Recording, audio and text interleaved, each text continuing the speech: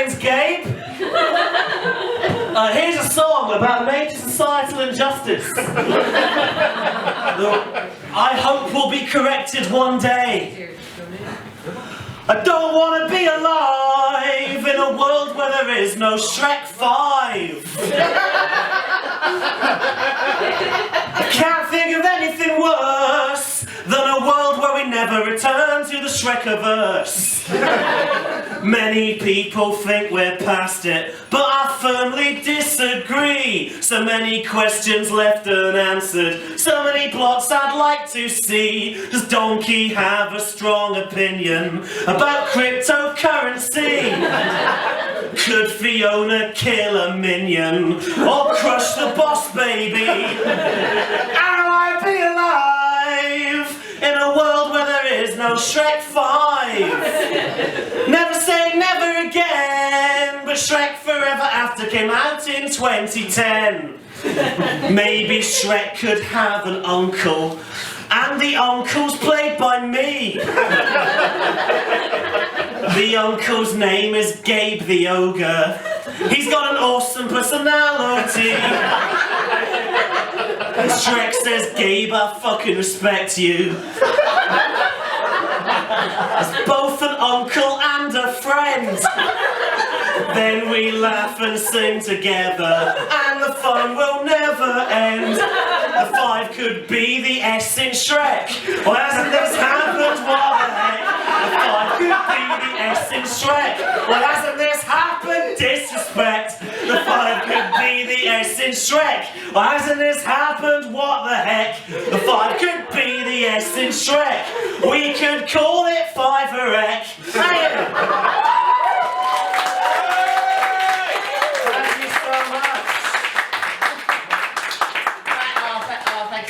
So, I wrote that song about 2 years ago, and it's one of the best things I do, I reckon, that Shrek song.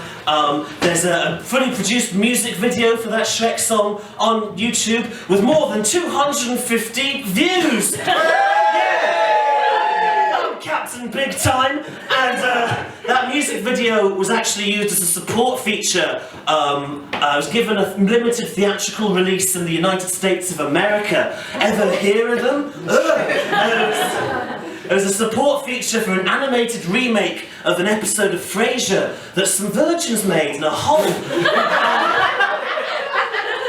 And then, you know, I'm on this high, I'm full of joy, and I'm a big Captain Success boy because of this Shrek song. Everyone's listening to the song and they're saying to me, Gabe, we think you're great and wish to celebrate you always. But then, a year ago, those wormfuck bastards at DreamWorks Studios decided to fuck up my shit. We're getting Antonio Banderas to announce a Shrek 5 on his fucking Twitter. Fucking crushing my fucking dreams of being respected forever for writing a relevant song that is always relevant forever. I don't want to be alive in a world where there is a Shrek 5. Because that song is the best thing that I do. And in a world where there is a Shrek 5, I had to flush that down the toilet. It's lost its relevance. I don't know what I'm gonna do. There isn't a letter in the word Shrek that looks like a number 6.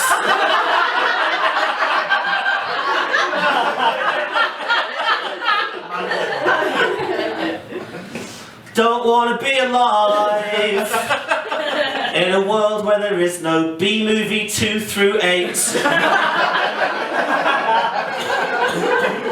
The 8 could be the B in B. Hasn't this happened? It's a mystery. I think I'll be fine. My name's Gabe. Here's my advice as a medical man. Never drink 3 bottles of Malbec at a child's Star Wars themed birthday party. Because when I did that, I ended up vomiting all this sticky black tarlac stuff into what I thought was a pedal bin, but it turned out to be the birthday boy dressed as R2-D2. Is anyone here familiar with the human centipede? Woo! Yeah! It's It's a film where a German doctor sews 3 people together ass to mouth.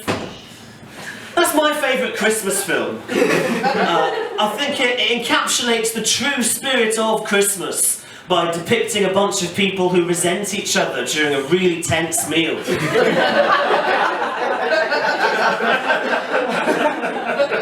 I love classic movies. My favourite classic movie is Texas Chainsaw 3D. The 7th instalment in the Texas Chainsaw Massacre franchise. It poses a very profound moral and philosophical conundrum. Who is the real monster? Is it Leatherface, the cannibal who wears people's faces and makes chairs out of their bones? Or is it the cruel, small-minded townsfolk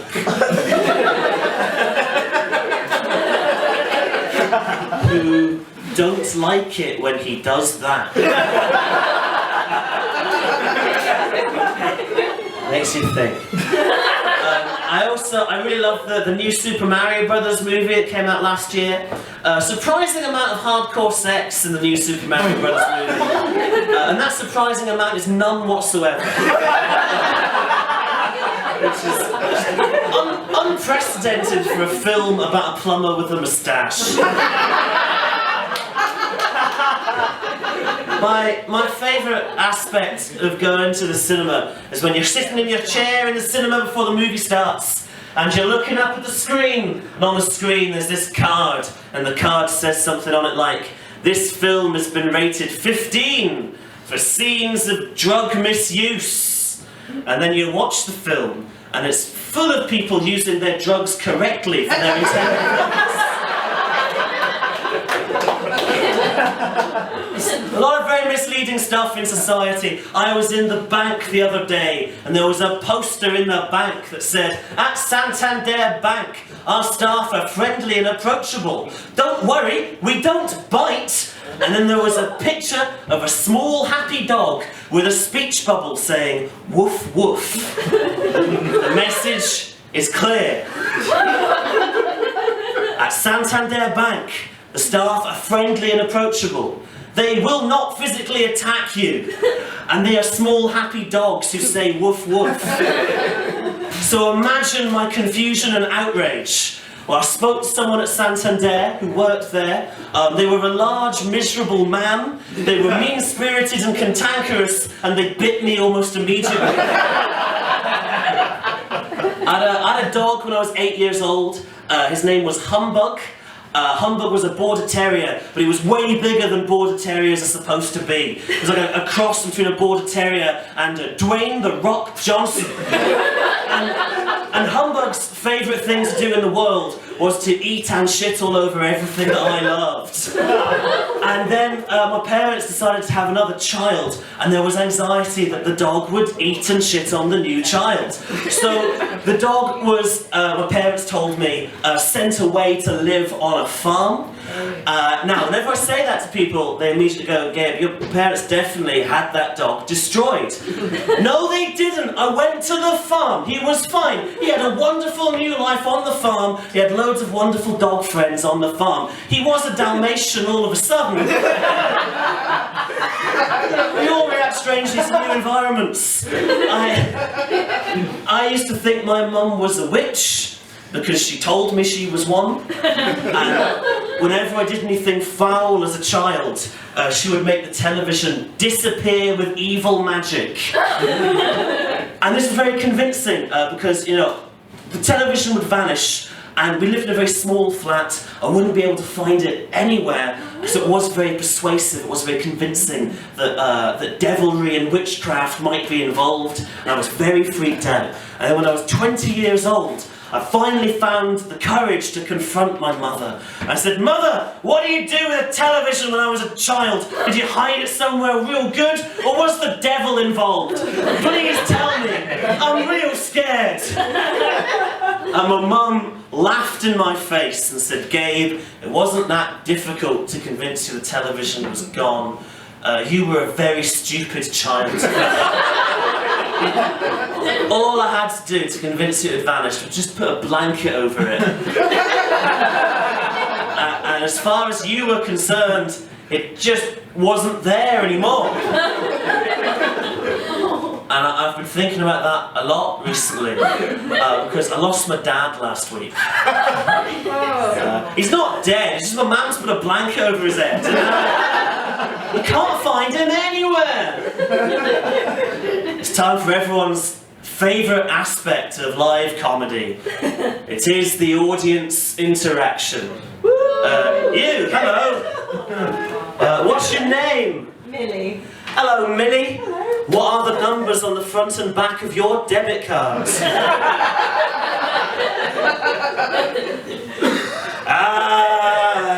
You've played this game before. Finally, a worthy opponent. Hey, do you know Pete McCluskey, who works behind the counter of FOP, the record shop on Union Street in Glasgow? Oh no, sadly not. Oh wow! Large world.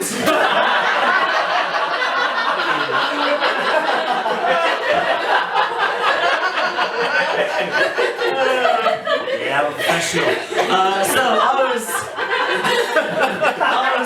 I was dancing in FOP, the record shop, because they were playing some great music, and I am a deeply embarrassing man.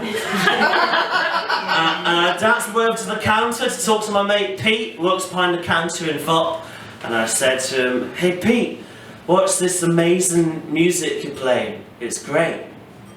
And Pete looked at me confused and said, "Gabe, what the fuck are you talking about? We're not playing any music." And I looked at Pete confused and I said, "Pete, what are you talking about? If you're not playing any music, what have I been dancing to for the last 25 minutes? And Pete looked really upset and said, "Gabe, that sound is not music. The air conditioner is broken. It's making a really weird noise." And I went, does the broken air conditioner have any gigs coming up? And that broken air conditioner went on to become Lewis Capaldi.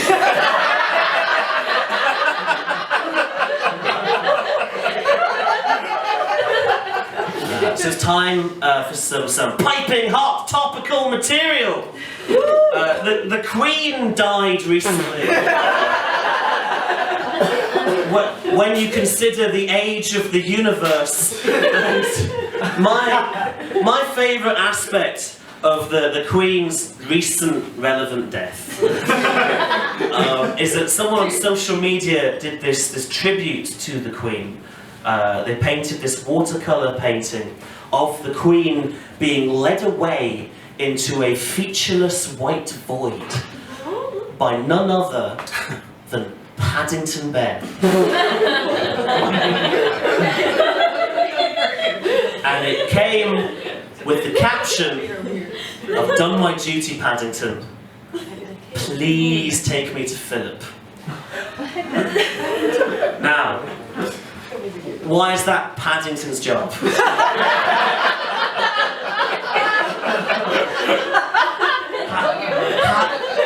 How does he even know the way to hell? But I loved all the social media responses to the Queen's death. My favourite ones were like Anne Summers thanks the Queen for every woman, which sounds like Anne Summers thinks the Queen invented women. And also the Crazy Frog Twitter account tweeted a single candle emoji. So here's one song about the social media reaction to the Queen's death. It's very relevant. Everyone here at fistingkings.com was deeply saddened to hear that the Queen's passed on. She was a pillar of strength and she supported the arts. Her dedication was a fist that plunges deep into the anus of all our hearts. And for the rest of the month, as a mark of respect, we'll be keeping all our penises semi-erect. Is it too much to ask for you to join us in our task by keeping all your dicks at half-mast? To remember her is what she would have wanted. What she would have wanted, it is what she would have wanted. MassageTushy.com, your silence is deafening. Paddington the fairy bear, you're so very wise. I can see eternity dancing in your eyes. Take me up to heaven, or make me Satan's prize. You're the best friend and companion I could have for my demise. Paddington the fairy bear, shepherd of the damned. Take me through the veil so that I might understand. Is there some cosmic purpose for what did we all stand? Was it something stupid? Was any of this planned? Thank you. So,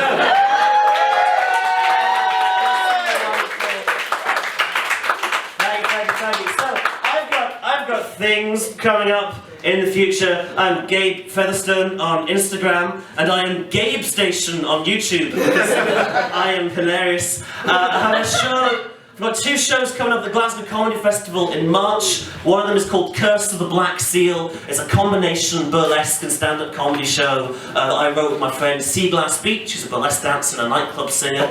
That's about an evil seal, and it's sort of an attempt to turn stand-up comedy and burlesque into an evil occult ritual. So come and see that.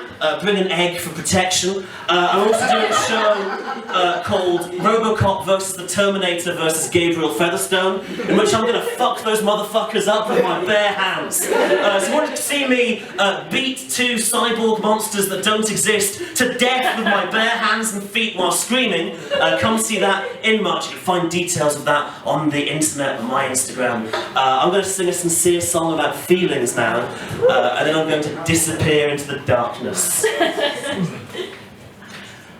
I miss my life, I miss my love, I miss a person who fit like a glove.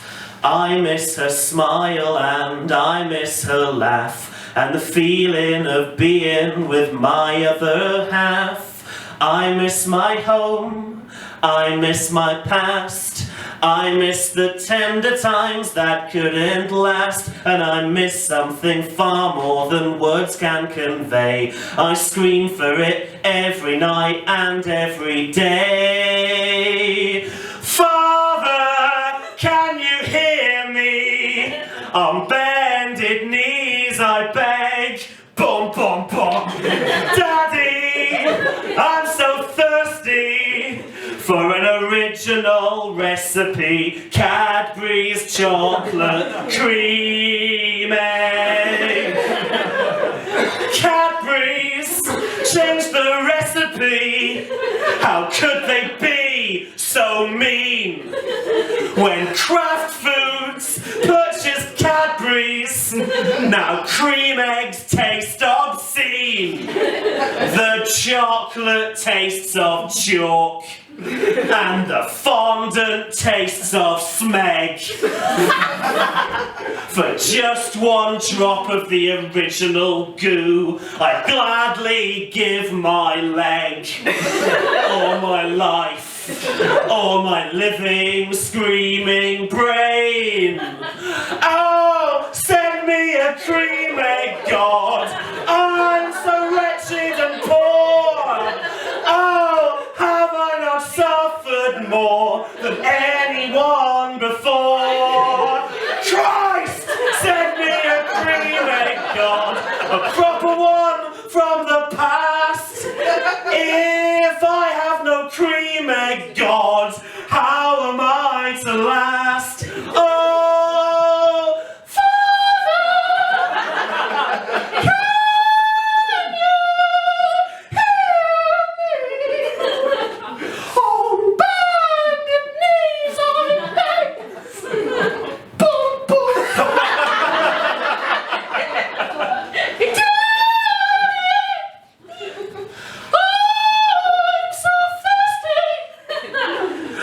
for an original recipe. Cadbury's chocolate cream.